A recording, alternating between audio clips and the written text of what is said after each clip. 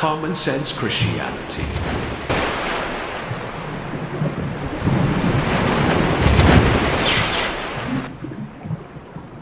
So I was on the YouTube channel Teach Yahweh, and they were making arguments on this particular argument was that Jesus Christ is the creator of the universe. Okay, we've heard this before when they go to Colossians.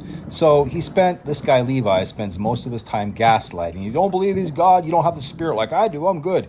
Previous discussions, he talks about how we don't have the Spirit. Unitarians are not saved. We don't have the truth. He's got the truth, and the only way for us to understand his position and the truth is to set aside our pride and arrogance and just humble ourselves and come to the truth.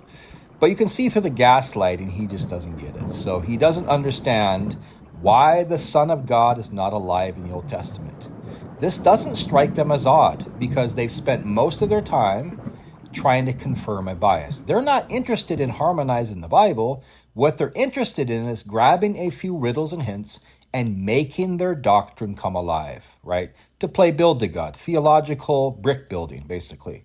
So it doesn't matter. Like, they're not thinking, why isn't the Son of God in the Old Testament? Why am I looking for him as the angel of the Lord? Why am I looking for him in hints? Maybe the spiritual rock that followed them, or the Son of Man that's in the furnace. That's Jesus. In the beginning was the Word. It's a desperation to try and make their doctrine work. They're not thinking, wow, I don't see anybody but the Father being called the Creator. Maybe this passage in Colossians is not exactly what I'm thinking. And they don't think, okay? In heaven and earth, whether thrones, dominions, rulers, and authorities. You have to have heaven and earth created before you make things in heaven and earth. So I hope you enjoyed this conversation. But again, this is a breakdown of Christ's supremacy over the church. And he's before all these things, yes, because he's supreme over the thrones, dominions, rulers, and authorities. No abrupt change of the cosmic creator, Jesus, to now say he's the head of the body of the church. It has to do with the creation of the new man, the church, both Jew and Gentile, that Christ is going to establish, and he's setting up positions of power, whether in heaven or on earth. Angels, going to be ministering spirits, church, pastors and bishops and deacons. All these things, whether in heaven or earth, visible and invisible. Not heaven and earth were created in a sentence or a paragraph in Paul. Enjoy. Levi, go ahead. What was it? I've not heard the question. What is it? Finish your point, whatever point you were on. Oh no. I've already told my point. If you deny Jesus as being God, you deny his divinity, and therefore, unfortunately, you're yet to know who God is, which means to say, if you're yet to know who God is, means to say at this stage you are unsaved. Okay, go ahead, CM. And only believing in him is just not good enough. You have to know who his son is. Because think about it. I'm going to wrap this up in about 2 minutes if I can, or one. Think about it. If sin came into this world through Adam, and the only way, and we know that God is perfect in every single way, and to stand before him, we need to be perfect. Then think about it. How can he send somebody into this world who was just created as how you guys say was created? I mean, to be honest with you, I still don't understand how you can accept that he's divine, being created by the Holy Spirit, but not be divine. But anyway, we'll let somebody else tackle you about that.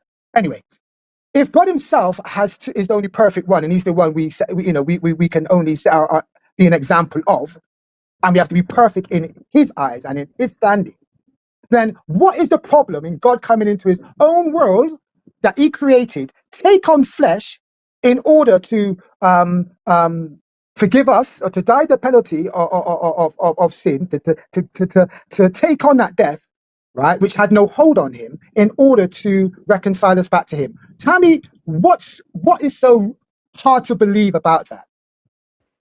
None of that's biblical. That's why none of that's biblical. If Jesus Christ is God and I have my role model as God, I might as well go back to bed, because I'm not going to be able to be God today. I'm not going to be able to walk like Christ walked. I'm not going to be able to have Christ my role model, because he's God. The whole point is that Christ is a human being like Adam was. Adam was perfect before he fell. Adam was also created in the image of God, right? He fell. And that's why God had a redemption plan through another man. That's what the Bible teaches. It doesn't say that God came down, became a baby, grew up to become a man with a dual nature. We don't go to the Old Testament. We don't see the son back there at all alive, being called God, being called the creator. Only the Father is. So very clear in Colossians, Paul is not telling us that Jesus Christ is the creator. Okay. It says he's called the image of the invisible God, the firstborn of all creation. Firstborn means preeminence in rank, exactly like verse 18 says, where he's the firstborn from the dead, supreme over the church as its risen head. Then when it says, for in him all things were created by him, in heaven and earth. Okay, it doesn't say heaven and earth were created. It says things in heaven and earth. You have to have heaven and earth created first before you create things in heaven and earth. Visible and invisible, whether they be, okay, Google what whether means. It means a choice between alternatives. Whichever the one listed is true, whether thrones, dominions, rulers, or authorities, all things were created through him and for him. The repetition here is upon dipolysis. It encircles. It's a structure that encircles. The things are the listed things, the thrones, dominions, principalities, and authorities. All is used in its limited scope here. God created the cosmos. Christ creates the structure of authority within the new creation. These operate both in heaven and earth, the angelic and spiritual realm that ministers to the church, and on earth, the visible church with its ministries and leadership. Creating positions in heaven and earth requires that those realms already exist. That's why it says in heaven and earth. The text doesn't claim Christ created heaven and earth. So God delegated his authority to the risen Christ that creates one new man, the church, uniting Jew and Gentile, Ephesians 2.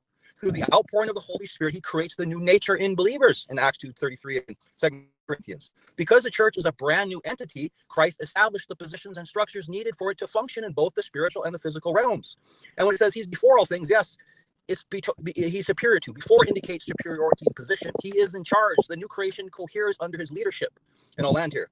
The passage flows directly into verse 18, and he's the head of the body, the church. There's no abrupt switch from a cosmic creator to a church head. Okay, the whole section is about Christ's superiority and supremacy in God's plan for the church and authorities, and that matches Ephesians 1, where God sits Christ above every physicality and power and gives him the head over all things to the church. The authority is delegated by God to Jesus.